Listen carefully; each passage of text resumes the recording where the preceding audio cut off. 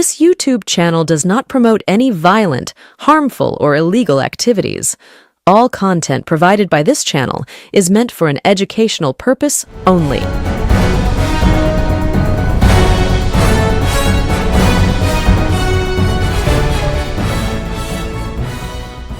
তৃণমূল কংগ্রেসের রাজ্য সভাপতি হয়েছিলেন এই বিপর্যয়ের পরে কে? চন্দ্রিমা ভট্টাচার্য। আমরা বঙ্গচক্র ইউটিউব চ্যানেলের পর্দায় আগেই বলেছিলাম যে সুব্রত বক্সির মতো দীর্ঘদিনের মমতা বন্দ্যোপাধ্যায়ের সাথী, সেই বিশ্বস্ত বক্সি যাকে বলা হতো, তার পদে আদৌ চন্দ্রিমা ভট্টাচার্যকে বসানো কি উচিত হচ্ছে? প্রশ্ন তৃণমূল কংগ্রেসের নিচুতলার কর্মীরাও করেছিলেন, আর দেখা গেল সেই প্রশ্নকে সঠিক প্রমাণ করে দিলেন চন্দ্রিমা ভট্টাচার্য নিজেই। তার কারণ আজকে সকালবেলা চোখ থেকে জল ফেলে চন্দ্রিমা ভট্টাচার্য জানালেন তিনি তৃণমূল কংগ্রেসের সভাপতি, রাজ্য সভাপতির পদ থেকে ইস্তফা দিচ্ছেন, ছেড়ে দিচ্ছেন তৃণমূল কংগ্রেসের রাজ্য সভাপতির পদ। কারণ কি? কারণ মমতা বন্দ্যোপাধ্যায়ের কথা নাকি তার ভালো লাগেনি। তিনি বলছেন সাংবাদিকদের সামনে এসে যে মমতা বন্দ্যোপাধ্যায় নাকি তাকে বলেছেন যে তুই তৃণমূল কংগ্রেসের দলের কার্যালয়টা বিদ্রোহীদের হাতে তুলে দিলি। তা মমতা বন্দ্যোপাধ্যায় এই প্রশ্ন নাকি তাকে করেছে। তিনি আরো বলছেন বাজেট যখন আমি পেশ করতাম অর্থমন্ত্রী হিসেবে, তখন সেই বাজেট আপনারা যখন জানতে পারতেন টিভির পর্দায়, তার 1 ঘন্টা আগে আমি জানতে পারতাম, তার আগে অর্থমন্ত্রী হিসাবে বাজেটটাও আমি জানতে পারতাম না। এই ধরনের অভিযোগ কে করছেন? চন্দ্রিমা ভট্টাচার্য, যাকে মমতা বন্দ্যোপাধ্যায় এই এত বড় বিপর্যয়ের পরে বিশ্বাস করে দলের রাজ্য সভাপতি করেছিলেন। একবার শুনুন চন্দ্রিমা দেবীর সেই বক্তব্যগুলো, শোনা দরকার তো।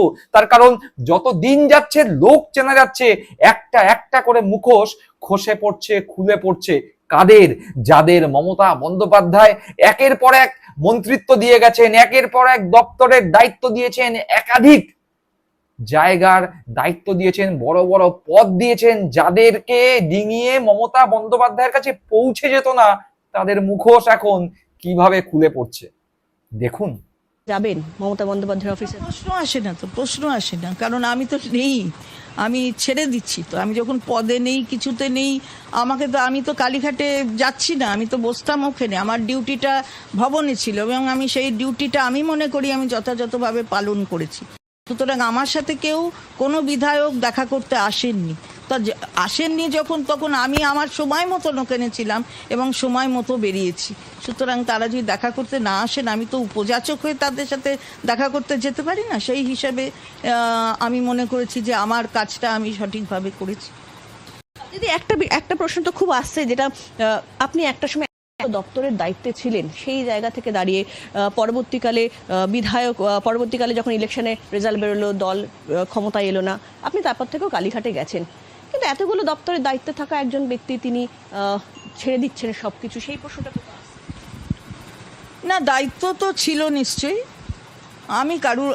আমি কখনো আমাদের মাননীয়া যিনি চিফ মিনিস্টার, মাননীয়া মুখ্যমন্ত্রী ছিলেন আর কি, পূর্বতন মুখ্যমন্ত্রী, আমি তাকে কখনো অশ্রদ্ধা করছি না, কখনো করবও না, অশ্রদ্ধা কখনো করবও না। কিন্তু আজ তার নির্দেশ মতো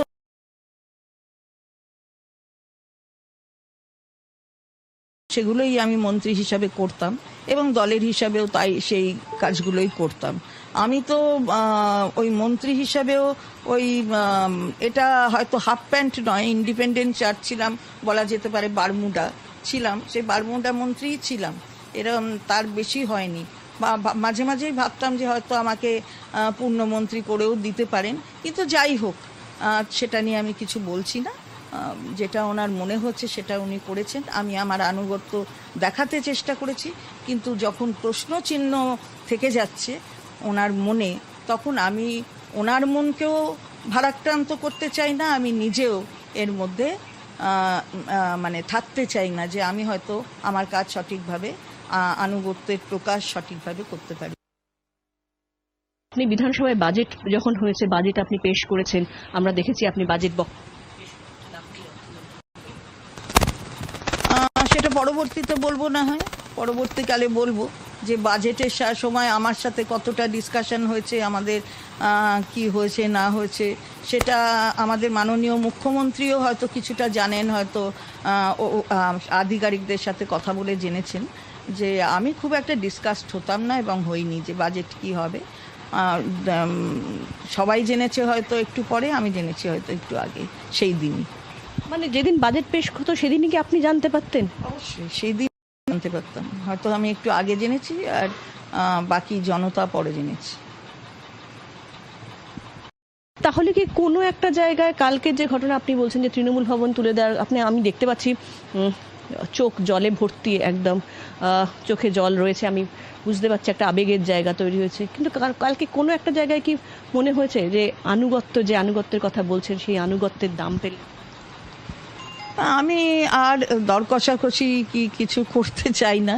যাই হোক, যেটা মনে করেছেন, আমার খুব খারাপ লেগেছে যে আমি কারুর হাতে তুলে দেব এরকম আমার ক্ষমতাও নেই, আর আমার সেই মানে মানসিক এরকম কোনো চিন্তাও ছিল না যে আমি কারুর হাতে তুলে দেবো কোনো কিছু। সেটা কোথাও থেকে হয়তো ওনার মনে কোনো প্রশ্ন এসছে, কোনো কারণে হয়তো এই প্রশ্ন এসছে, আমি জানি না। আপনার ছেলে যে কাউন্সিলরদের মিটে গিয়েছিল তারপরেই কি এই জিনিসটা তৈরি হলো না? আমি জানি না, হয়তো মনে হতেও পারে, কিন্তু শুনলেন তো চন্দ্রিমা দেবীর বক্তব্য। তা চন্দ্রিমা দেবীকে কয়েকটা প্রশ্ন করতে ইচ্ছে করছে। চন্দ্রিমা দেবী, মমতা বন্দ্যোপাধ্যায় কেন আপনাকে প্রশ্ন করবে না যে আপনি ওই দলের কার্যালয়ের দায়িত্ব বা দলের কার্যালয়টা বিরোধীদের হাতে তুলে দিলেন? প্রশ্ন তো উঠবে, তার কারণ আপনি মমতা বন্দ্যোপাধ্যায়ের সঙ্গে মমতা বন্দ্যোপাধ্যায়ের ঘরে বসে বৈঠক করবেন, আর আপনার নিজের ছেলে ঋতব্রতদের সঙ্গে মমতা বন্দ্যোপাধ্যায়ের বিরুদ্ধে ছক কষবে। প্রশ্ন উঠবে না? প্রশ্ন উঠবে না? আপনি আনুগত্যের প্রশ্ন বলছেন, চোখ থেকে জল ফেলছেন, কুমিরের কান্না অন্য জায়গায় কাঁদবেন।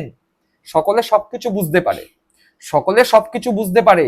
মমতা বন্দ্যোপাধ্যায়কে যখন বিভিন্ন মহল থেকে প্রশ্নের সম্মুখীন হতে হয় যে মমতা বন্দ্যোপাধ্যায় নাকি ভাইপো প্রীতিতে দলের সর্বনাশ করে দিলেন, মমতা বন্দ্যোপাধ্যায় নাকি নিজের ভাইপোকে বাঁচানোর জন্য দলের সর্বনাশ করে দিচ্ছেন, তাহলে আপনিও তো নিজের ছেলের জন্য, যেহেতু ছেলে এই মুহূর্তে মমতা বন্দ্যোপাধ্যায়ের পক্ষে নেই, বিদ্রোহী ঋতব্রত বন্দ্যোপাধ্যায়দের পক্ষে, তাই আপনিও আপনার ছেলের মায়ায়, ছেলের মোহে দলের কার্যালয়ের চাবি, দলের কার্যালয়ের দায়িত্ব তাদের হাতে তুলে দিতেই পারেন। প্রশ্ন উঠতেই পারে। মমতা বন্দ্যোপাধ্যায় প্রশ্ন করলে দোষ, মমতা বন্দ্যোপাধ্যায় প্রশ্ন করলে দোষ হয়ে যাচ্ছে।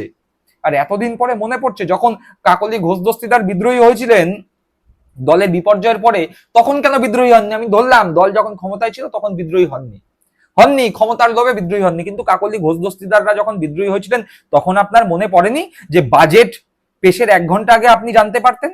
এখন আপনার বিবেক জাগ্রত হচ্ছে, এখন জাগ্রত হচ্ছে। মানে সুবিধাবাদী কত ধরনের হয় আপনাদের দেখলে বোঝা যায়।